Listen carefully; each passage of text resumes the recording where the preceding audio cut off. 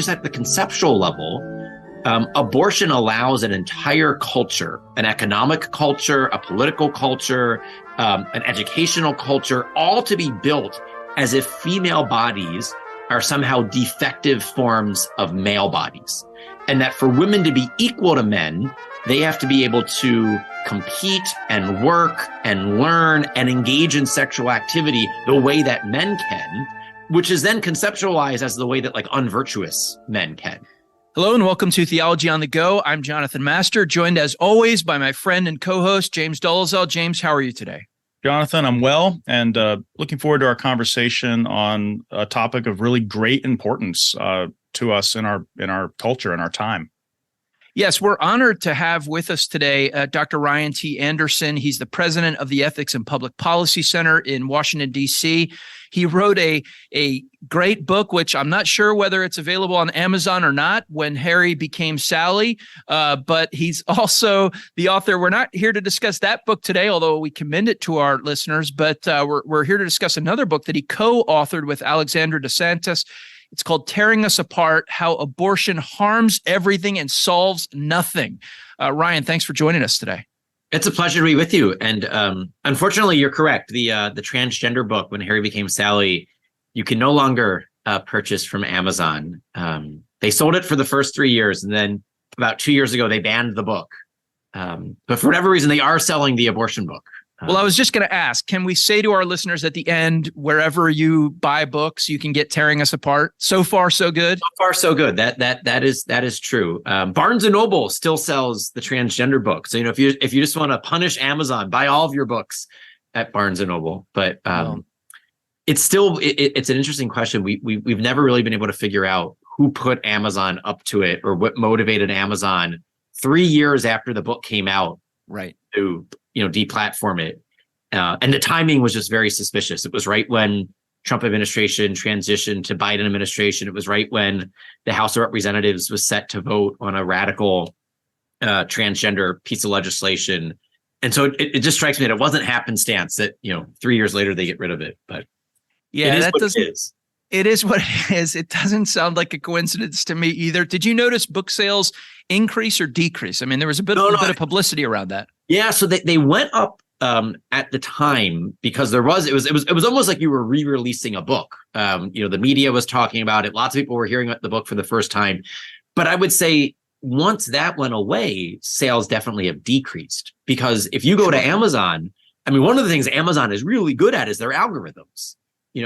People who bought the books that you've previously bought also bought these books, and they send you these annoying emails. Like, you get an email almost like every day from Amazon saying, customers who bought the things that you've bought in the past have bought. So it's both like while you're browsing on their website and in your inbox, they're trying to pitch you with other items.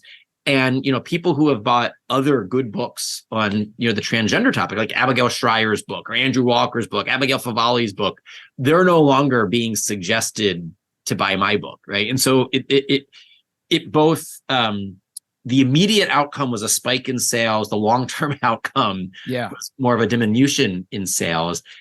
And then I know this isn't the purpose of today's conversation, but I will say that, like, as a scholar and as an author, the thing that I was most frustrated by and still am most frustrated by is the way in which Amazon tried to sell this to the American public, is that, this is a bomb throwing book. This is a red meat book.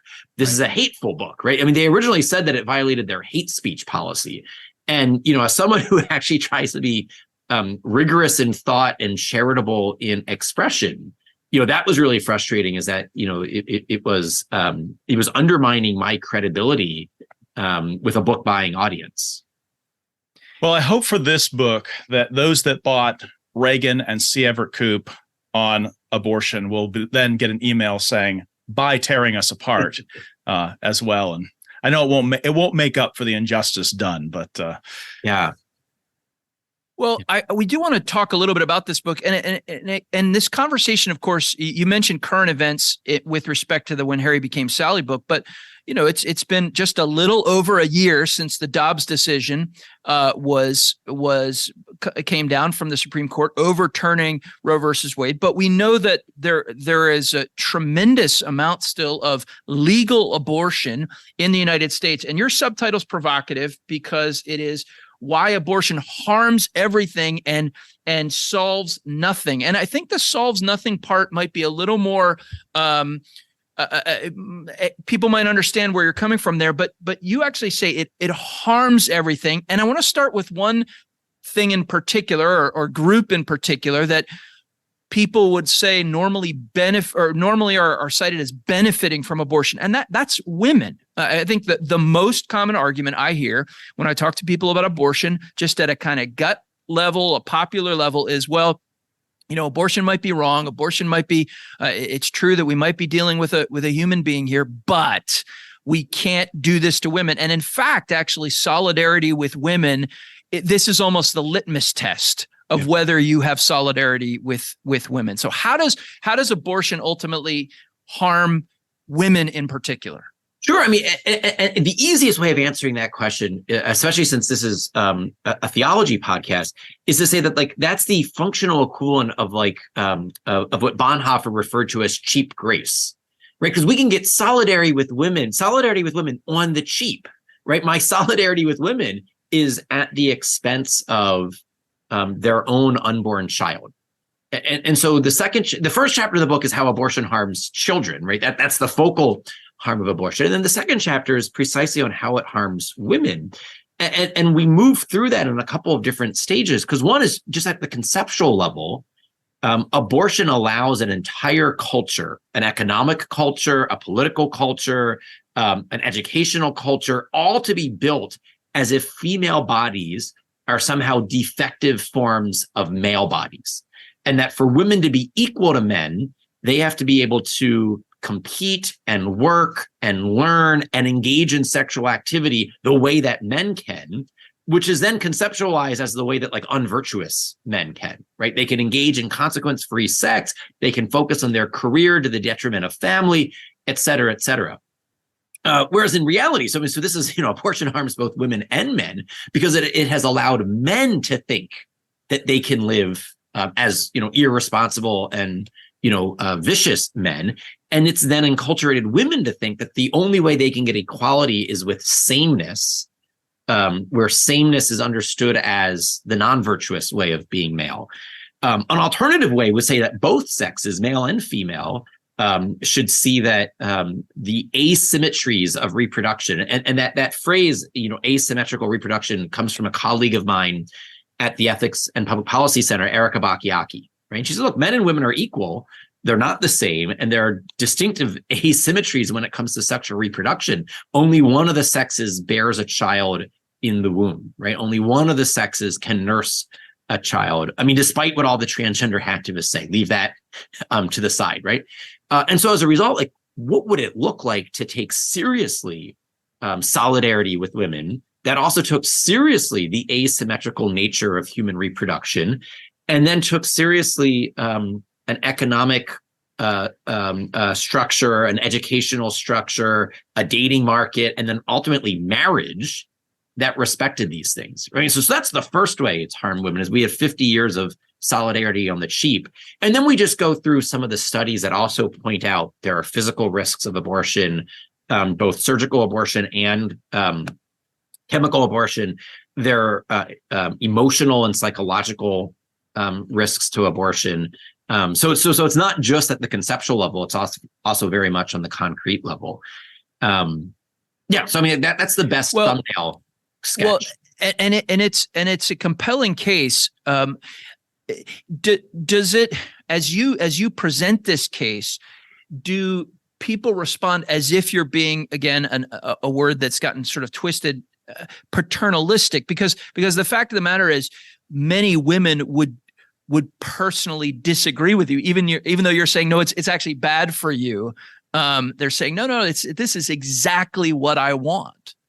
No, I mean that's true, and I think that's actually a sign of, this is where people get into debates of who should be if we are going to penalize abortions, who should be penalized, the abortionist or the woman? And look, I think ultimately there are some women who, as a moral matter, clearly know what they're doing and do it anyway, right? I mean, some women are, genuinely misguided, right? But I think, we shouldn't be paternalistic in this sense of saying that, women are incapable of actually choosing to do something that's grievously unjust and wrong, right? I mean, I think for pragmatic reasons, you might want to say that let's actually punish the person who engages in the lethal action. But that's ultimately a prudential, pragmatic question. But I think ultimately, regardless of who is making the argument is either true or false. Yes. Regardless of the identity, right? So either it is good for women or it isn't good for women that the cost of their equality is sacrificing their own children, right? That's going to be true or false. My co-author is a woman who identifies as a woman, if we have to use that stupid phraseology. Many of the people who we cite in this chapter, including my colleague Erica Bacchiacchi, female legal scholar. So it's not as if, all women think the same thing on this. There's a disagreement on these issues. I think the pro-life women have the better of this disagreement. And so even people who don't realize that abortion is harming them, it actually is harming them, because what it's telling them is that their pathway to happiness requires them to sacrifice their fertility and to sacrifice their own offspring, right? This isn't a relationship between strangers, right? If you are a pregnant person, you're a mother, this is your child, and you're not fulfilling the duties that you have to the child. And the same thing is true for men, right? I mean, I think we shouldn't forget that the reason many women think they need an abortion is because their male sexual partner has abandoned them. A lot of the studies show that the number one influence on a woman to have an abortion or not have an abortion is the child's father, right? And so both of us, both men and women, have duties to children, and abortion gives us a way of getting out of those duties by killing the child, and that's unjust. Ryan, this goes at something that you and Alexander bring out in the book about just the wildly disproportionate number of abortions had by unmarried women as opposed to married. And to come at one of your strategies for addressing this, how does a culture of marriage, male-female marriage with commitments for life, how does that address this question? And why do we see such vastly different statistics between married and unmarried? Yeah, I mean, so there are two sets of statistics. It might take me a minute to get them entirely right, but the statistics are something like 86% of all abortions are to unmarried women, and only 14% of abortions are to married women. So that's one way of thinking, who gets an abortion? 86% of the abortions are to unmarried women. The other way of thinking about it is what are your odds of being aborted?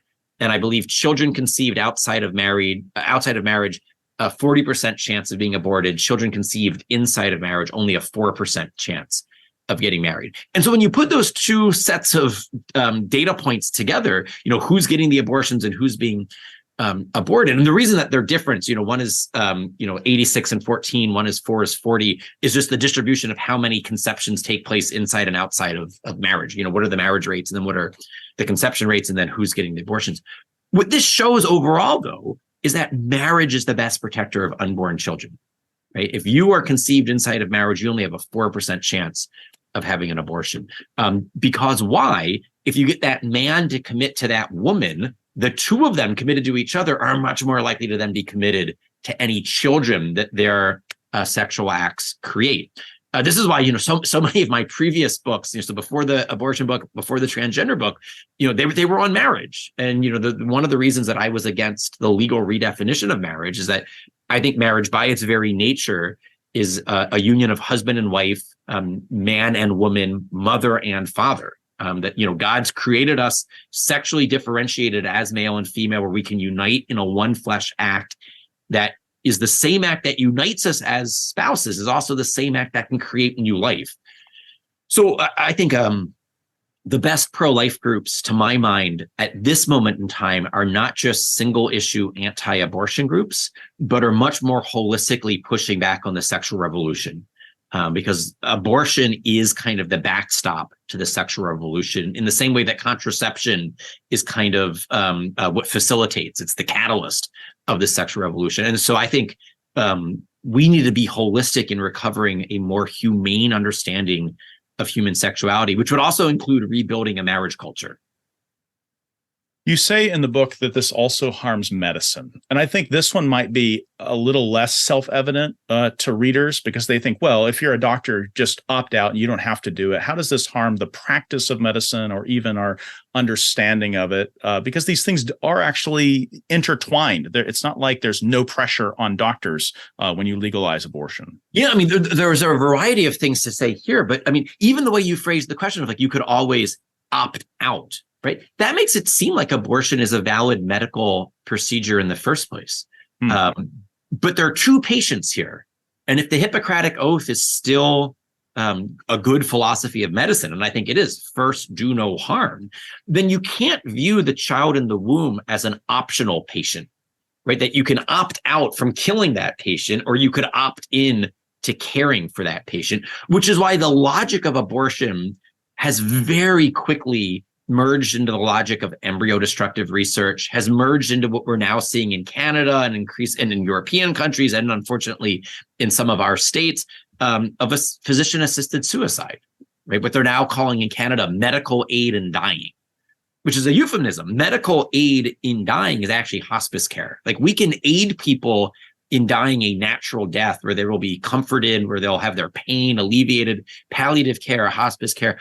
No, what we're doing, the euphemism of medical aid in dying, is actually the physician assisting in the suicide, which is why originally it was known as physician-assisted suicide. And again, the logic of this is, I am just a highly technically competent administrator of technique, and I can use my technique either for healing or for killing, right? And so I can use these drugs, these devices, either to heal you or to kill you, unborn baby in the womb.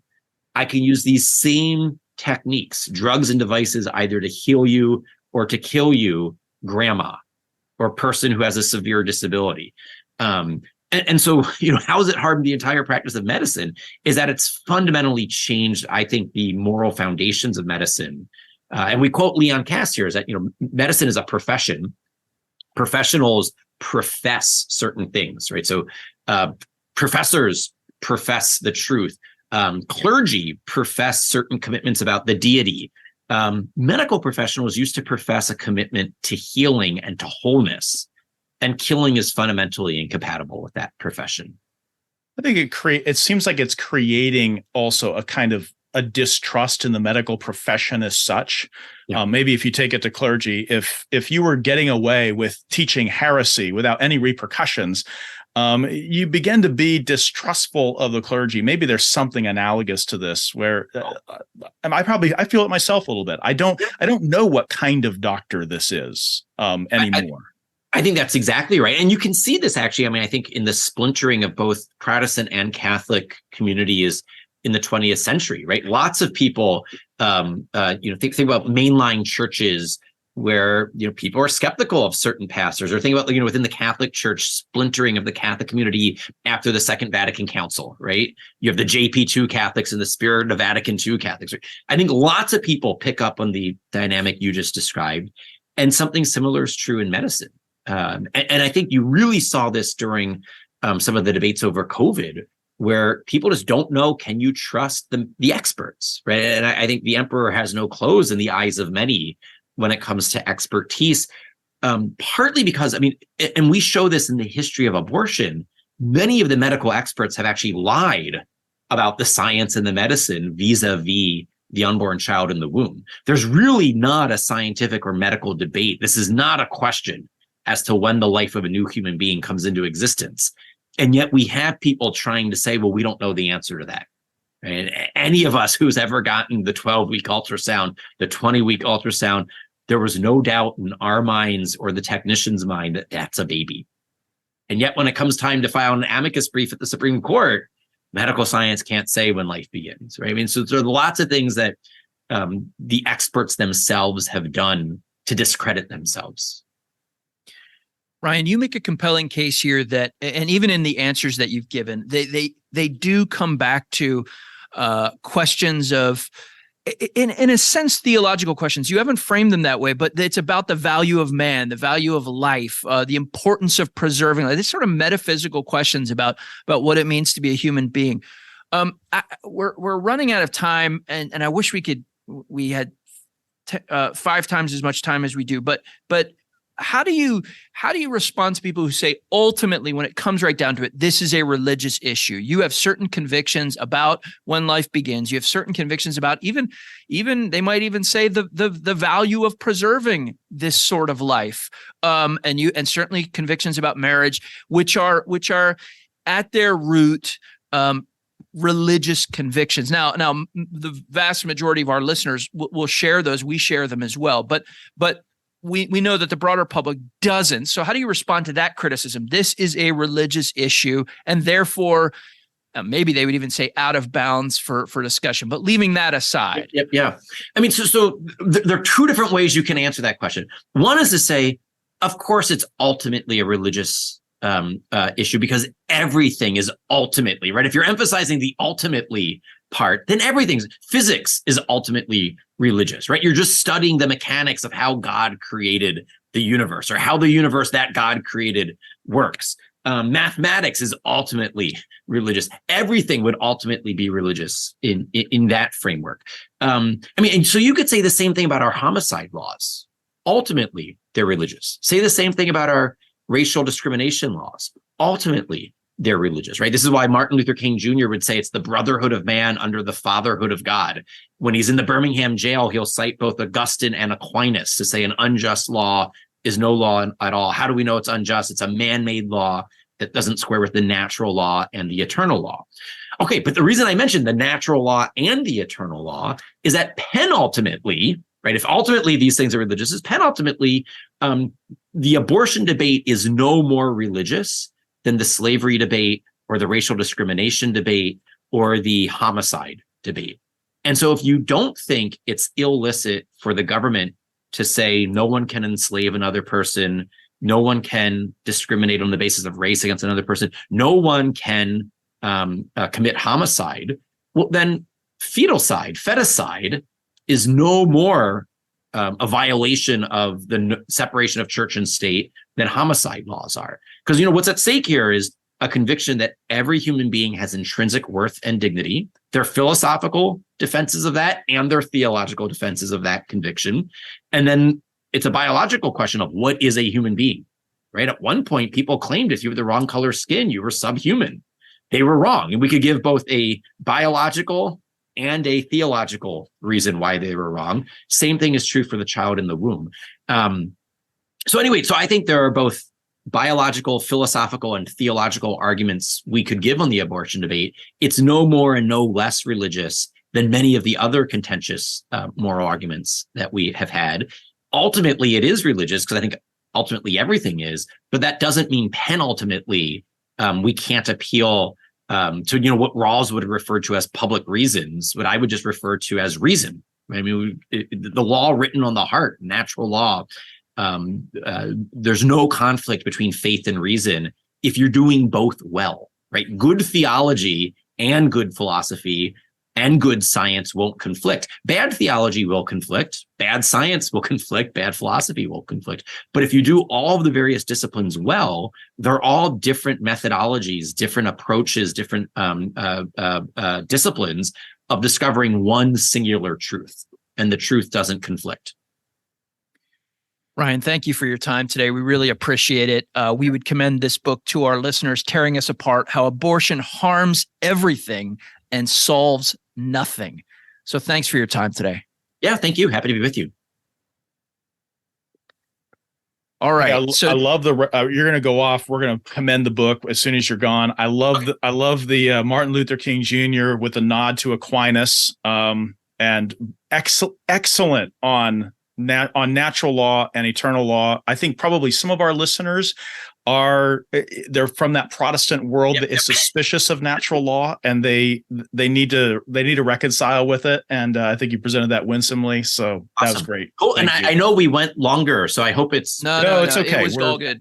All We have good. a little, And we we're have a little actually, flex there. when we do our wrap up, we're actually going to, James and I were talking before about, I think we may just read in its entirety the last paragraph in your afterword, which deals with the natural law and evangelization. Awesome. It's just really, really well done. So awesome. Thank you guys. Yeah, I appreciate it. May it remain on Amazon. Yes. Yes. Amen. All right. Thanks, Ryan. Take care. Lord bless you. Thanks. Well, James, this was one of those conversations that we could have kept going with, and I sort of alluded to that in the middle. I wish we had a number of episodes because Ryan Anderson is a tremendously articulate speaker, and he's a really good writer as well.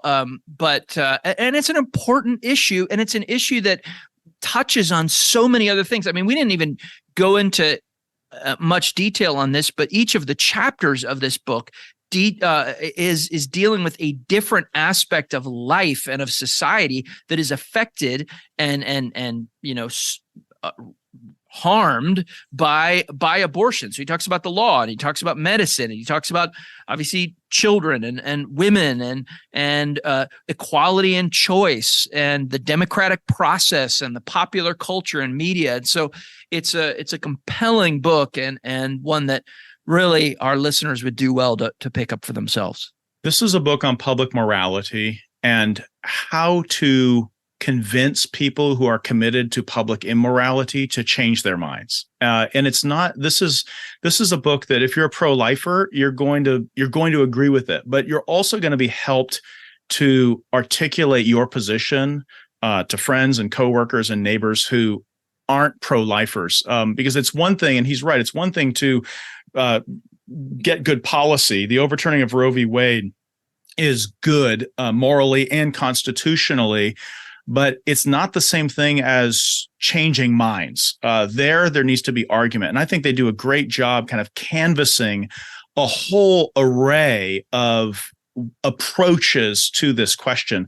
But in particular, where they bring it in the end, the ultimate paragraph in the book and the afterword is maybe worth attention as we come to a close. So do you mind if I read a bit of it? Yeah, go ahead and read it. I think this is a good way for us to end.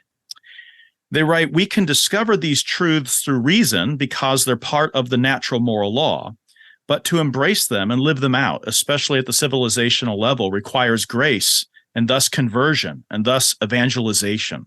While we need not appeal to religion in order to make the true and convincing argument that abortion has harmed everything, the most fundamental case against abortion is a case for the dignity of human life, which rests in the truth that each of us is created in the image and likeness of God and created to find our deepest fulfillment in the kingdom of heaven. That kingdom begins here and now in the sacrifices we make for our families, friends, and neighbors in all of our work to build a culture of life." And I think that really, he's not putting the arguments through the book in competition with the religious agenda, but saying that they subserve that agenda. Yeah, no, that's well put. We'll leave. I think both of us are sort of chomping at the bit here to say more, and there's more to be said, but we'll leave it there. We'll give them the last word as they should.